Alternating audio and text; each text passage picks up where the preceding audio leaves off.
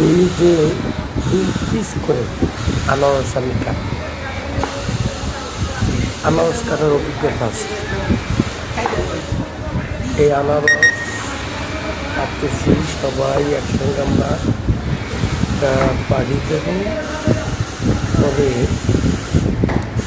মানে এই গরম গরম দিনে আনারসটা খাবো সবাই।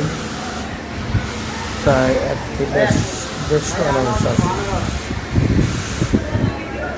200 আনারস, 200 আনারস আজকে খাবো।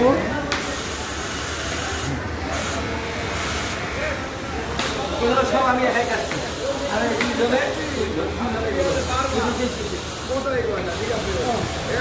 গুরু আর শিষ্য আর এটা পার্থক্য করা আছে।